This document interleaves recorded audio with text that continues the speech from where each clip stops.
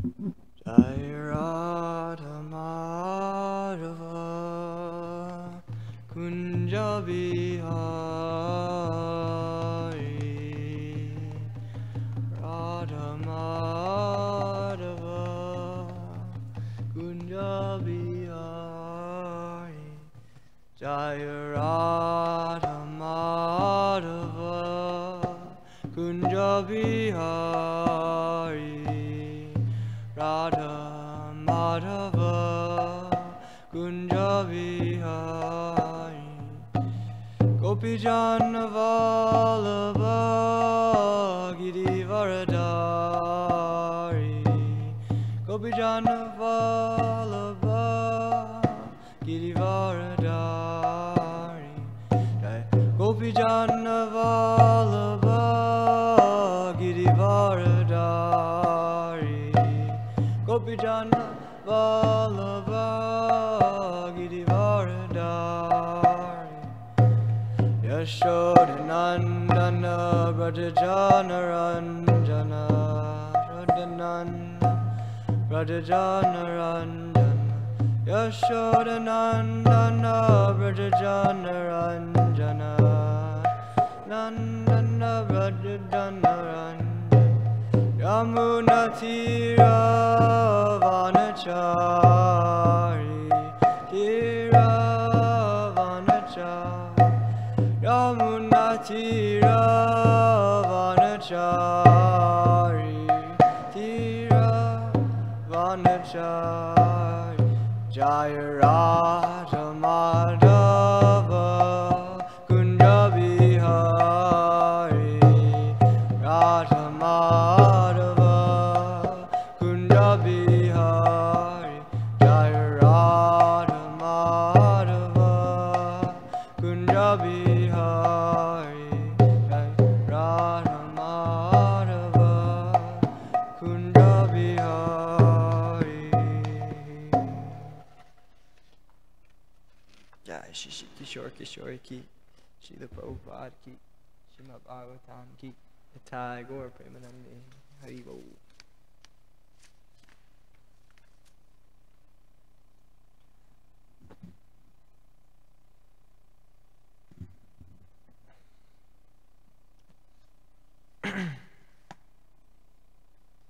Reading from 9th Canto, Chapter 10, Pastimes of Lord Ramachandra, text 30 through 50. I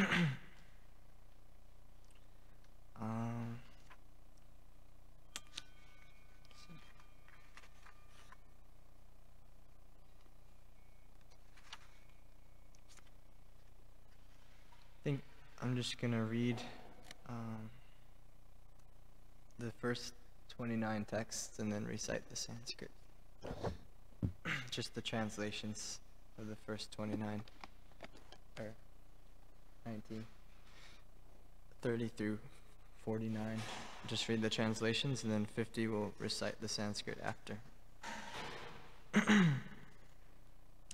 Om Namo Bhagavate Vasudevaya.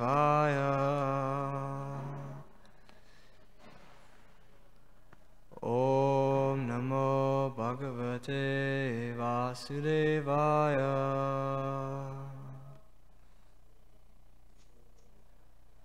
Om Namo Bhagavate Vasudevaya.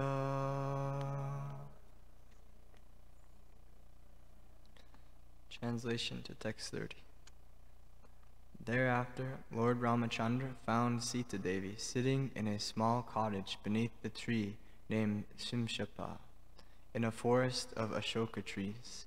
She was lean and thin, being aggrieved because of separation from him. Text 31.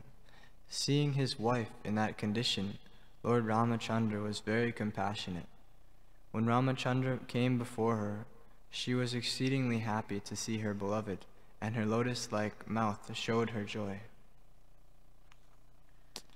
After giving Vibhishana the power to rule the Rakshasa population of Lanka for the duration of 1 kalpa, Lord Ramachandra, the Supreme Personality of Godhead, Bhagavan, placed Sita Devi on an airplane decorated with flowers, and then got on the plain himself.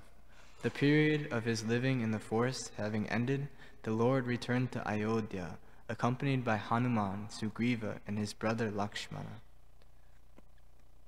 When Lord Ramachandra returned to his capital, Ayodhya, he was greeted on the road by the princely order, who showered his body with beautiful, fragrant flowers, while great personalities like Lord Brahma and other demigods glorified the activities of the Lord in great jubilation.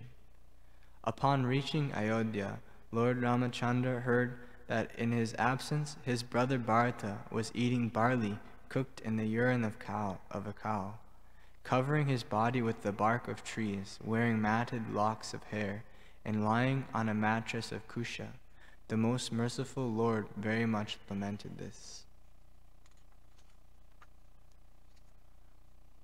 When Lord Bharata understood that Lord Ramachandra was returning to the capital, Ayodhya, he immediately took upon his own head Lord Ramachandra's wooden shoes and came out from his camp at Nandigram. Lord Bharata was accompanied by ministers, priests, and other respectable citizens, by professional musicians vibrating pleasing musical sounds, and by learned brahmanas loudly chanting Vedic hymns. Following in the procession were chariots drawn by beautiful horses with harnesses of golden rope. These chariots were decorated by flags with golden embroidery and by other flags of various sizes and patterns. There were soldiers bedecked with golden armor, servants bearing betel nuts, and many well-known and beautiful prostitutes. Many servants followed on foot, bearing an umbrella, whisks, different grades of precious jewels, and other paraphernalia befitting a royal reception.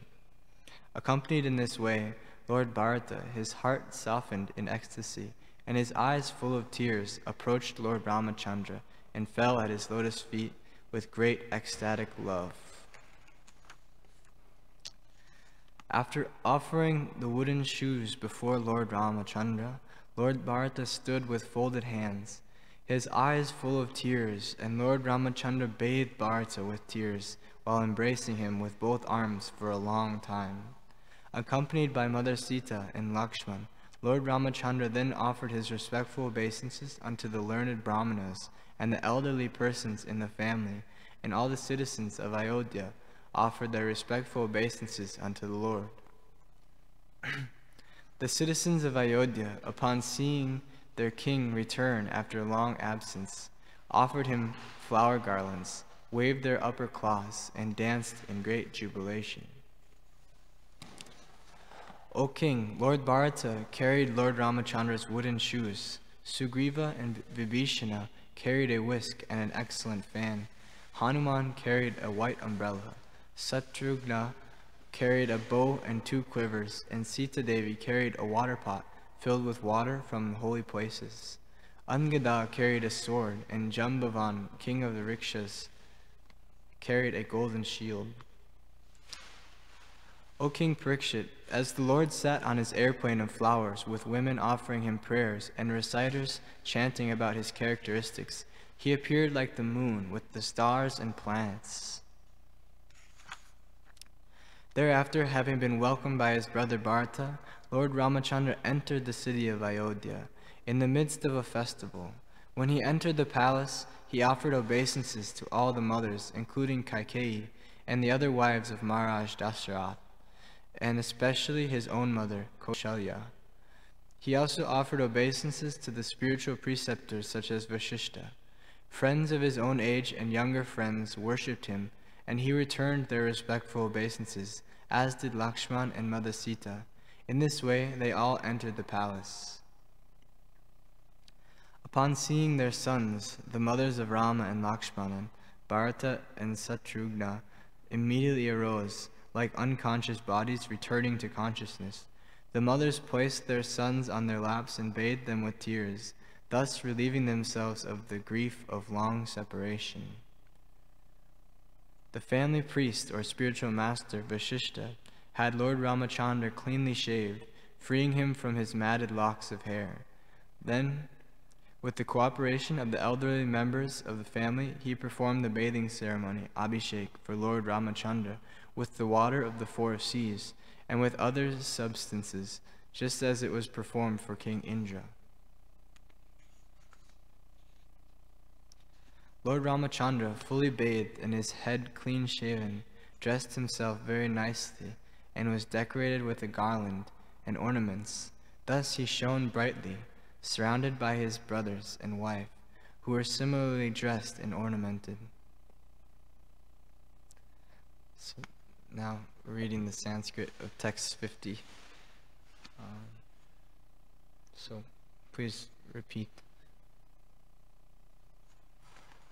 Agahit ashanam bratra pranipatya prasadita prajasvadharma nirata varnashrama gunanvitaha jugopa pittivadramo menire pitaram chatam agrahit ashanam bratra pranipatya prasadita prajasvadharma nirata varnashrama gananvita Jugopa Pitrivadramo Menire Pitaram Chatam Aggahitashanam Pratra Panipatya Prasadita Prajasvadharma Nirata Varnashrama Gunanvitaha Jugopa Pitrivadramo Menire Pitaram Chatam. Please chant.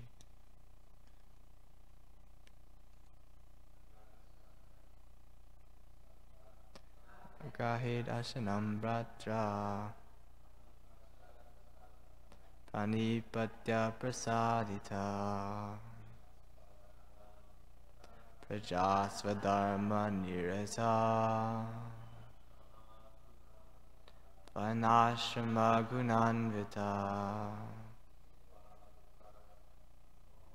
Jugopa Pitrivadramo Minire Pitaram Chatam Agahit Ashanam Bratra Pranipatya Prasaditaha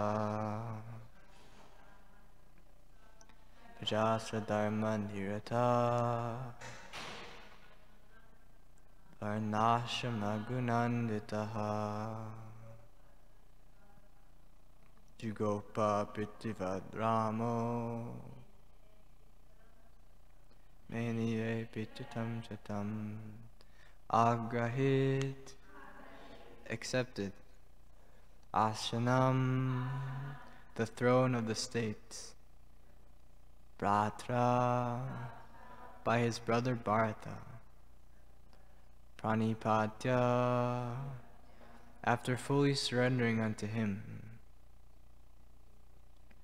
Prasaditaha, having been pleased. Prajaha, and the citizens. Svadharma nirata, fully engaged in their respective occupational duties. Varnashrama, according to the system of Varna and Ashrama. Guna anvitaha, all of them being qualified in that process. Jugopa, the Lord protected them. Pitravat, exactly like a father. Ramaha, Lord Ramachandra. Menire, they considered. Pitaram, exactly like a father.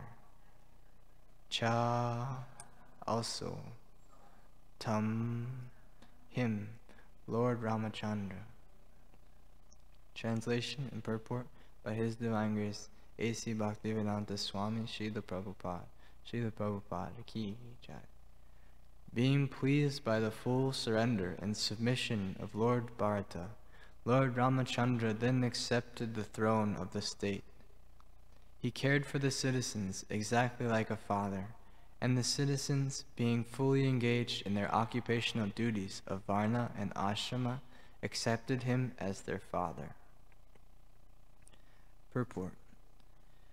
People are very fond of the pattern of Rama Yajna, and even today politicians sometimes form a party called Rama Yajna, but unfortunately they have no obedience to Lord Ram.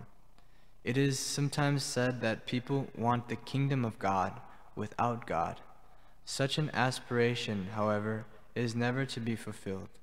Good government can exist when the relationship between the citizens and the government is like that exemplified by Lord Ramachandra and his citizens. Lord Ramachandra ruled his kingdom exactly as a father takes care of his children, and the citizens, being obliged to the good government of Lord Ramachandra, accepted the Lord as their father. Thus, the relationship between the citizens and the government should be exactly like that between father and son. When the sons in a family are well trained, they are obedient to the father and mother, and when the father is well trained, he takes good care of the children, as indicated here by the words Swadharma Nirata, Varnashram Gunanvitaha. The people were good citizens because they accepted the institution of Varna and Ashrama, which arranges society in the Varna divisions of Brahmana, Kshatriya, Vaishya, and Sudra, and the Ashrama divisions of Brahmacharya, Grihastha, Vanaprastha, and Sannyas. This is actual human civilization. People must be trained according to the different Varnashram occupational duties, as confirmed in Bhagavad Gita 4.13. Chatur Varnyam Maya Shashtam Guna Karma Vibhagashaha. The four Varnas must be established according to varying qualities and work. The first principle for good government is that it must institute this Varna-ashrama system. The purpose of Varna-ashram is to enable people to become God-conscious. Varna-ashrama charavata purushena parapuman Vishnur aradyate. The entire Varnashram scheme is intended to enable people to become Vaishnavas, Vishnur asya devata. When people worship Lord Vishnu as the Supreme Lord, they become Vaishnavas. Thus, people should be trained to become Vaishnavas through the system of Varna and Ashram, as they were during the reign of Lord Ramachandra, when everyone was fully trained to follow the Varna-ashrama principles. Simply enforcing laws and ordinances cannot make the citizens obedient and lawful. That is impossible. Throughout the entire world, there are so many states, legislative assemblies, and parliaments, but still the citizens are rogues and thieves. Good citizenship, therefore, cannot be enforced. The citizens must be trained. As there are schools and colleges to train students to become chemical engineers, lawyers, or specialists in many other departments of knowledge, there must be schools and colleges to train students to become Brahmanas, Kshatriyas, Vaishyas, Shudras, Brahmacharis, Grihastas, Vanaprasthas, and Sannyasis. This will provide the preliminary condition for good citizenship, Varna Ashram Gunanvitaha. Generally speaking, if the king or president is a Rajarshi, the relationship between the citizens and the chief executive will be clear, and there will be no possibility of disruption in the state, because the number of thieves and rogues will decrease. In Kali Yuga, however, because the Varnashrama system is neglected, people are generally thieves and rogues. In the system of democracy, such thieves and rogues naturally collect money from other thieves and rogues, and thus there is chaos in every government, and no one is happy. But here, the example of good government is to be found in the reign of Lord Ramachandra. If people follow this example, there will be good government all over the world. Om Vishnu Padaya Krishna Prashtaya Bhutale Shrimate Bhaktivedanta Swamine Tinamine Namaste Saraswati Deve Gauravani Pracharine Nirvishesha Sunyavari Pashita Deshatarine Panchakalpa Trubhascha Kripa Sindhubevacha Patitanam Pavanebhyo Vaishnavebhyo Namo Namaha. Jaya Shri Krishna Chaitanya Prabhu Nityananda Shri Advaita Gadadhar Srivasadi Gaura Bhaktavinda. Hare Krishna Krishna Krishna Hare Hare, Hare Ram Ram Ram Hare Hare. Thank you for joining class. Please forgive my deficiencies. I'm still a very neophyte devotee, so giving class to senior devotees is not such a good thing, but I was asked to do the service, so with your blessings I can say something hopefully of value about these verses in purport. I wanted to first talk a little bit about this pastime of Lord Ramachandra and the importance, what I've found when I was meditating on it, the pastime, especially in relation to the purport of establishing Varnashram and becoming Vaishnavas. I find that these set of verses, it's really like dramatic and beautiful. Lord Ramachandra is coming back to Ayodhya, and he's being received by all the citizens in such a cultured way, such a high standard of culture that is being spoken about. His brother Bharata, because he was so aggrieved that Lord Ramachandra had to be banished to the forest, he was eating only barley. It's cooked in kalyar, and one of the verses said, and he was wearing only tree bark and laying on kusha grass. So this is an example of a highly cultured person who he wasn't happy to take over the kingdom for himself when Lord Ramachandra got exiled, but he was extremely aggrieved for this, and he felt so bad that he was taking on such extreme austerities, even though he was the king of Ayodhya. But he had grown out his hair, he was living in austere conditions. So that's one example of a highly cultured level of existence, and then another example is how all the citizens were so happy to be ruled by Lord Ramachandra, and when he came, there's a huge festival in this city, and they worshipped him with all this opulence. And hearing about this celebration, it shows us, it gives us a window into what it really means to be like in a society of devotees, or a society of a divine culture, and that gives us that hope. It gives us a higher way of living to aspire for.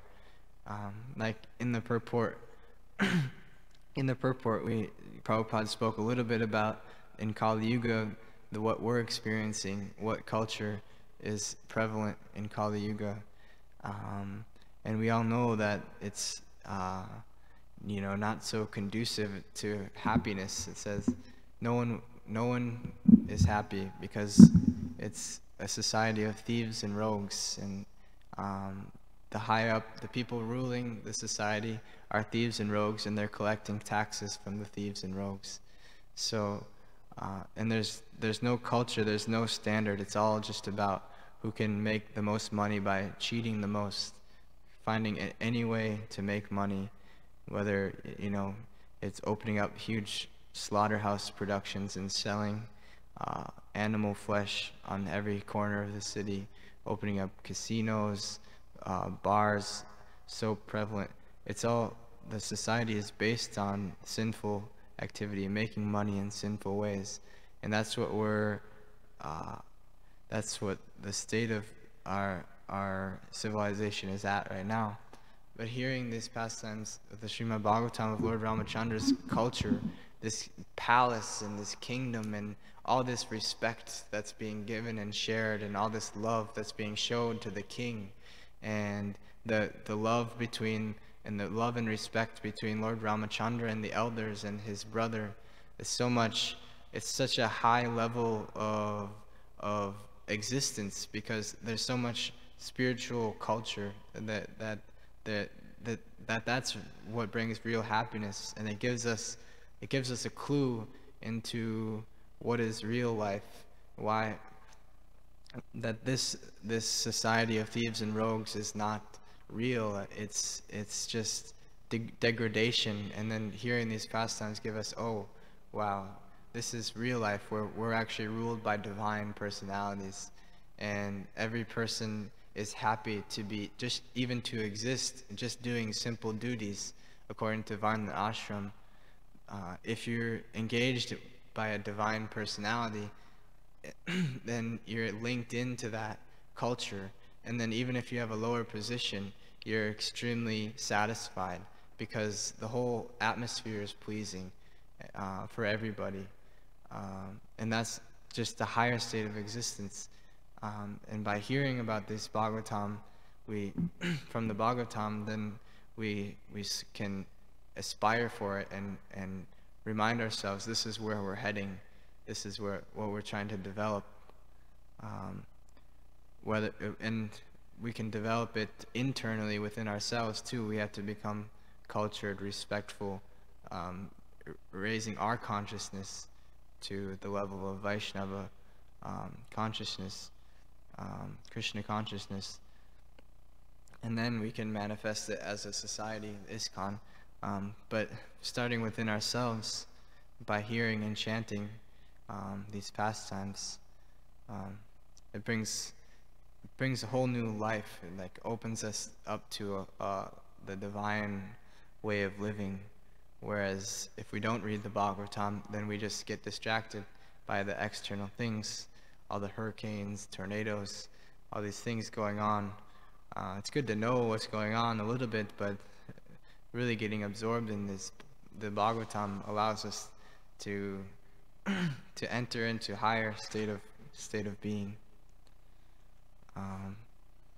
So that's kind of what I had to say about the specific pastime of Lord Ramachandra. It's really a nice set of verses. A lot of verses that I read could be kind of meditated upon, like how nicely Lord Ramachandra was received, and this is kind of the culmination of his banishment to the forest, and he comes back. And I feel like when I was reading the verses, I'm not able to present it like how nice it really is, because I'm not so in touch with the pastime.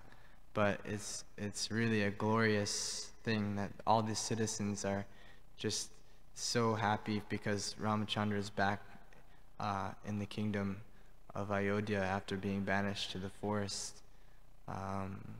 And there's just a festival and all this respect and worship going on. So it's such a nice pastime. This is kind of the culmination of that pastime.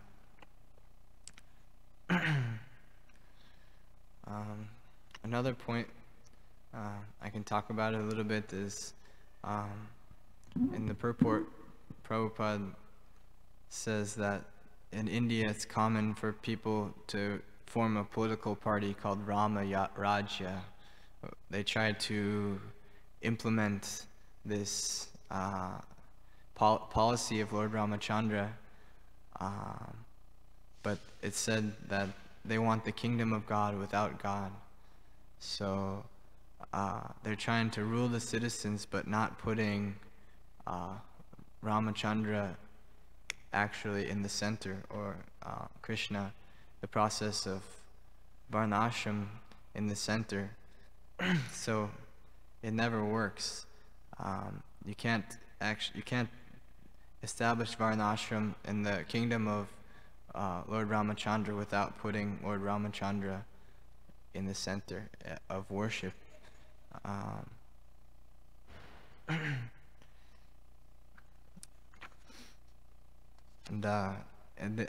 later in the purport it says, simply by enforcing laws and ordinances cannot make the citizens obedient and lawful. That is impossible. So, and it says, good citizenship therefore cannot be enforced. The citizens must be trained. And this is Prabhupada's manifesto of the Varnashram college and training. And so we can see that just by trying to enforce the laws and ordinances, it doesn't actually work if the citizens aren't trained properly. And it's just like a useless battle, and by trying to enforce laws and ordinances without like training the citizens thoroughly, it's like an endless battle against law, and even against crime, and even like Prabhupada said, even the leaders of the system are thieves and rogues. So there's no hope without establishing this Varnashram culture.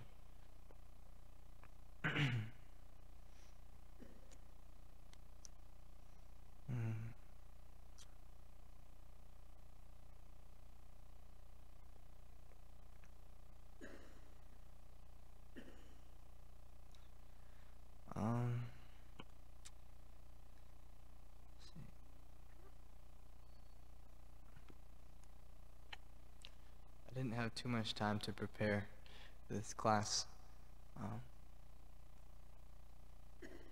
so that's pretty much what I prepared to say about this purport. I guess one more thing I can share is some experiences I've having, like just on a practical level of our society. Establishing Varnashram is a big task, and Prabhupada expected so much. He put so much vision into what we're supposed to be, and sometimes it feels like we're not living up to his standard. 50 years later, Prabhupada wanted to establish full-time gurukuls to train children, and that's happening in some places, but in America hasn't been so successful. And right in this purport, Prabhupada is declaring that we should establish Varnashram colleges. This takes extreme organization. We have to be equally as organized as the universities in our education. We have to get to that level of professionally organized education, not just like spontaneously trying to teach without any organization, barely. Just like whatever extra time we have, we'll dedicate that to teaching.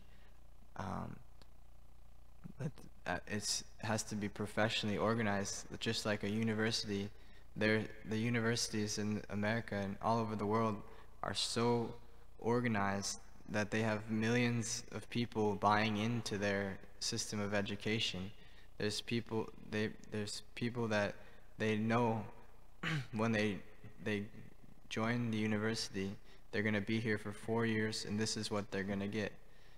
And it's all lined up, and there's teachers, they're all in their right occupation. Everything is scheduled out. Every day they meet at this time, and they have classrooms and buildings and all the materials they need.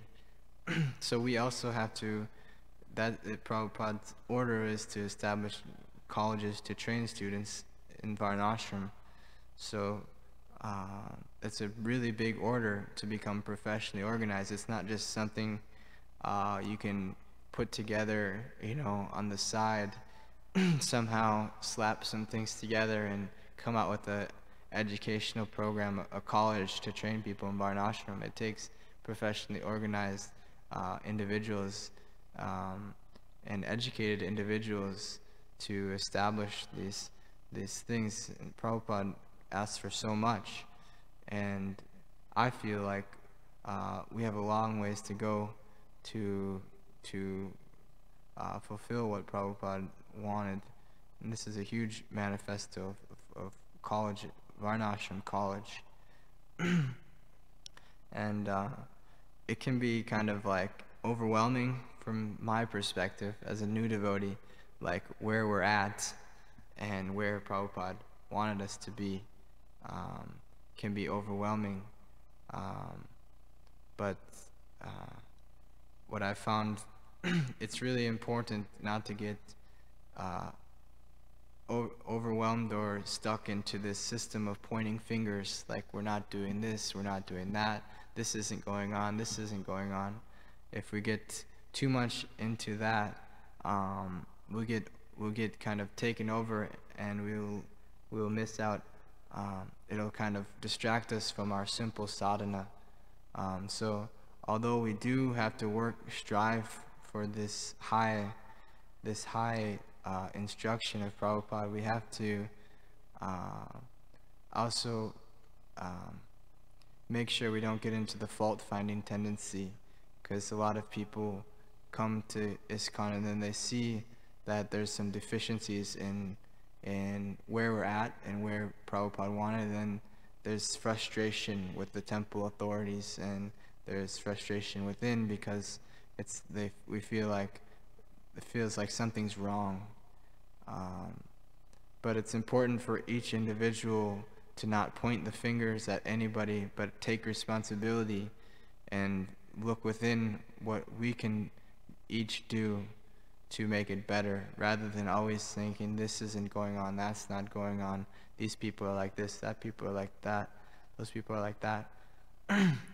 Posting online, this is so bad, ISKCON this, ISKCON that, devotees this, devotees that. So much fault-finding and offenses going on, but that doesn't help anything. That's very common. But we actually have to, like I said, develop it within ourselves and take responsibility for Prabhupada's movement. And this is a huge opportunity for growth in bhakti, is taking on this hardship and difficulty, and instead of pointing fingers, just really take the mission within ourselves, and what can we do about it, instead of always wasting so much time talking about what's not going on. We can use that time to get to where we want to be, and always saying what other people aren't doing. It's a big waste of time. So these are just some thoughts I had about that, how we can reach this huge objective that Prabhupada has for us. And like I said too, that this is an amazing opportunity for growth in devotional service, because it's difficult. There's a lot of work to do in ISKCON, so it's a huge opportunity for growth within ourselves if we can take on some of this austerity and penance to push forward ISKCON to make it better. What can we do about it? That's like real opportunity for growth in devotional service, real purification of the false ego. It's like difficult work cooperating with other people when the circumstances are tough. There's not so many people around, a lot of service to do, and it's really purifying to take it on. Compared to another option is to just leave the society, or leave the movement, or try to do things on our own. We could go to Vrindavan, go just chant and hear in Vrindavan. But taking on this austerity of serving Prabhupada, serving this great mission, the mission of the Vaishnavas, is a huge opportunity to grow in devotional service. And that's where the mercy will descend. But if we try to make it an ascending process where we try to go away from the society and ascend by our own chanting and hearing, then I find that it's a dangerous position. And the safest position is to just take shelter of the mission, and it's a huge opportunity for purification. So, and according to Varna and Ashram, we can figure out what our nature is, what we're able to add to the movement according to our nature or our abilities best. So it's a nice meditation to figure out exactly how we can serve ISKCON and serve the mission, and really become one-pointed focused in our occupation and how we can serve, and really become a good example of a member of this culture of Varnashram. So yeah, those are some thoughts on this topic. I don't really have much else to say. If there's any discussion by chance, it would be helpful. We have some time to make up, or we can end early too. It's not such a big deal. Maybe Mother Krishnarchana can add some thoughts to it.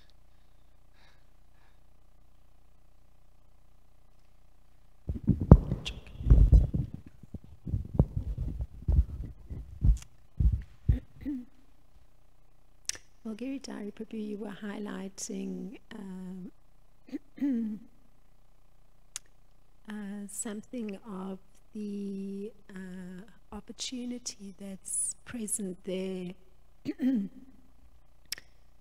in terms of particularly what you'd made note of from the purport, Srila Prabhupada pointing out the establishment of colleges that give training in Varnashram. So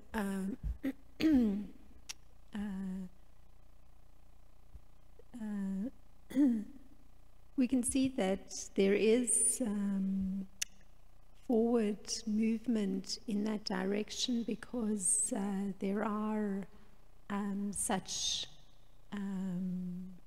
colleges that are at least providing training in the scriptures. So one could say there's training in Brahminical culture. And it came to my mind when this point was brought up that it's an interesting thing to also look into the training of the Kshatriyas and the Vaishyas from the a perspective of a Varnashram college. And so I guess that is also sort of moving forward a little bit, at least in terms of the training for managing farm communities or dealing with the protection of cows. So there is something being done in that direction. The only one that I guess leaves the question is the you know, the Kshatriya training, the administrative training. So sometimes we have like senior devotees coming and giving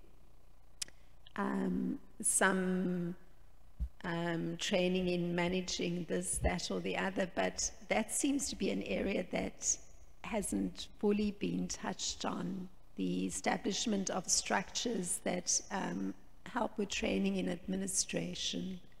So the only one I've heard of is the like there's training for temple presidents, you know, how to actually function on an administrative level. So it's interesting expanding that into training for those functioning within society on an administrative level, but obviously from the perspective of the Vedas, and doing it in a proper way, because that's what was being highlighted in this verse, the big gap that's there with persons that are in positions of rulership and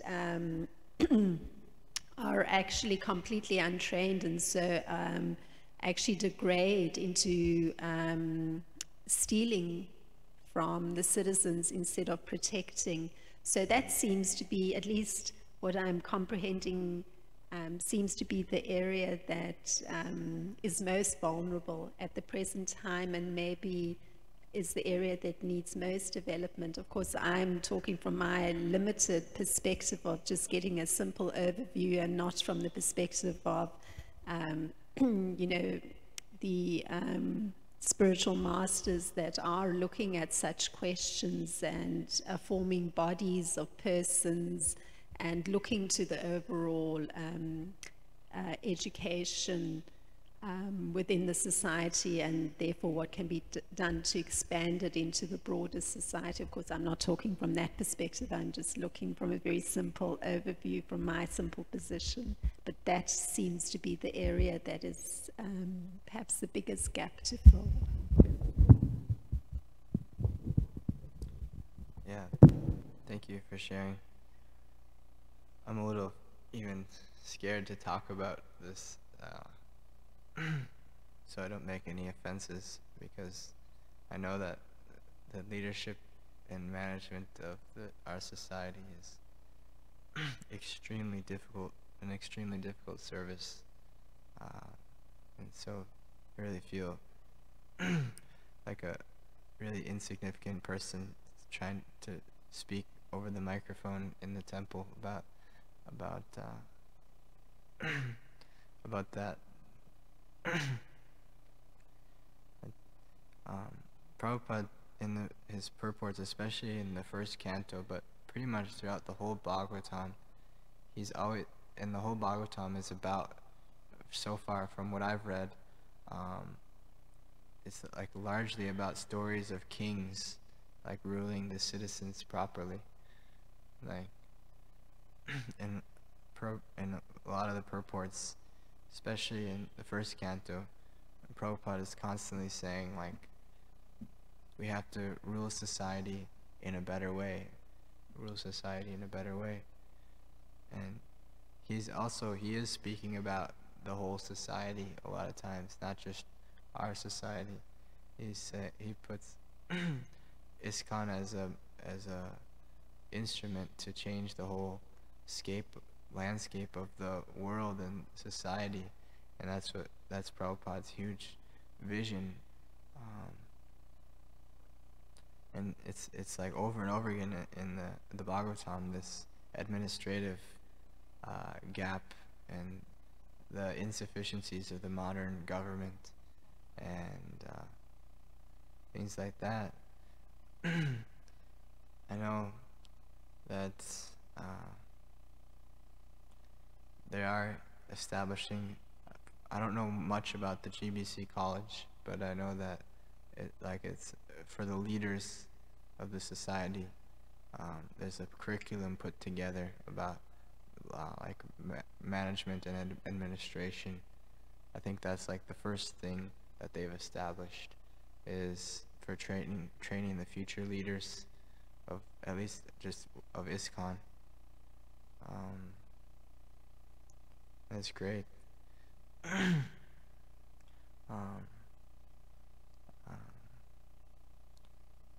Yeah, it's like it's a huge manifesto. It's a huge service that we have to do. Like, that's what I'm trying to become more like one-pointed. Like, just like if I think too much about all these things, it's like it's not practical. I have to find, okay, what is my varna, what is my ashram, and what can I do at this moment? Maybe in the future I can be a leader and change the world or something, like have a huge impact. But if I always just think theoretically in the future like that, so that's kind of was my point, was to not get overwhelmed by that, the huge task that's at hand, but find our varna and ashram and engage accordingly at the present moment and grow from there. But it's such a big service to, it's really infinite service to serve ISKCON. It's like, if you want engagement for the rest of your life, like, become dedicated to serving ISKCON, because it's like there's no end to what we can do, and it's also super rewarding. If we can even just if we just become a little bit successful in spreading Krishna consciousness, it's like the highest gain for all of us. And it's just, there's so much to do. We have so much service to do to help. There's so many people out there that want spiritual life, and there's so many nice people that are just waiting for a devotee to come and just nicely share with them Krishna consciousness. And that's kind of, if we can just do that even a little bit, we can get more people to join in within our movement, and then we need to organize really nicely and engage people really nicely. And that's what like leadership is like engaging people according to Varna and Ashram. The Prabhupada says that in a lot of the pastimes, this verse is like a repetitive verse, where he ruled the citizens according to Varnashram, the Varnashram system. It's like, there's a verse like that about like Prahlad. I don't remember Prahlad. I haven't read that pastime, but Prithu Maharaj ruled the citizens according to Varnashram. He engaged them all in this system. Dhruva Maharaj. It's a common verse. So that's what we have to learn how to do, is engage people that we're preaching to, and give them this engagement, and try to build some momentum from there and start growing our movement more and more. Not start, it's already started, but continue to grow it more and more from where it's at.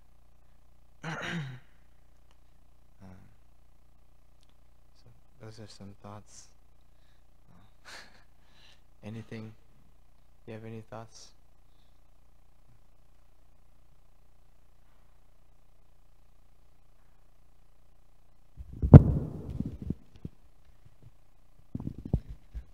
Hare Krishna, Prabhu, thank you for the class.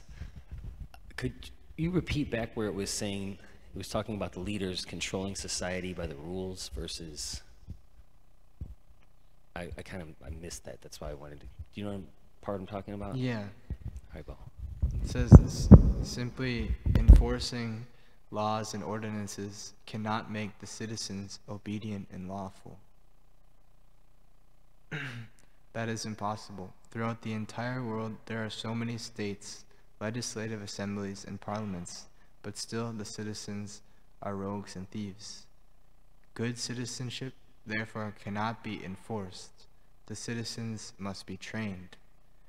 As there are schools and colleges to train students to become chemical engineers, lawyers, and specialists in many other departments of knowledge, there must be schools and colleges to train students to become Brahmanas, Kshatriyas, Vaishyas, Shudras, Brahmacharis, Grihastas, Vanaprasthas, and Sannyasis.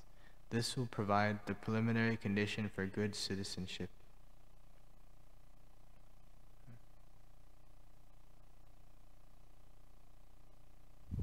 Haribol.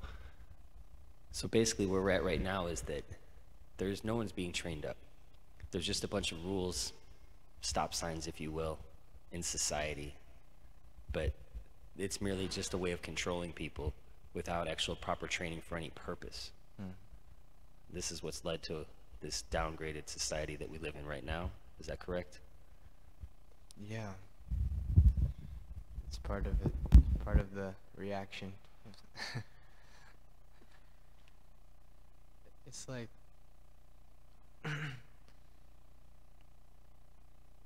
it's like asking someone to come to a standard without giving them the tools to do it, it's like it's really impractical when all these the whole media and the whole culture is based on sinful activity, and you expect that the law enforcement will keep society in check, but the whole culture is based on demonic sinful activities, so it's just a continuous uproar of of disobedience, and they don't know what to do about it. But there's continuous sanction of the culture that's propagating this state of consciousness. If they're intelligent at all, they would stop the sinful propagation of meat eating, illicit sex, intoxication. All these things just provide for chaos, and that's the root of it. And you have to give them a higher engagement, But the society is so far away from Varnashram. It's like practically impossible. I know Prabhupada said that we can take over the whole world. I've also heard quotes that said there's no way they'll all become Krishna conscious too. I've heard him say that too. So it's like it's such a degraded time, and it's only getting worse. But we have to work to establish it, at least within ISKCON, and then we can influence the wider population.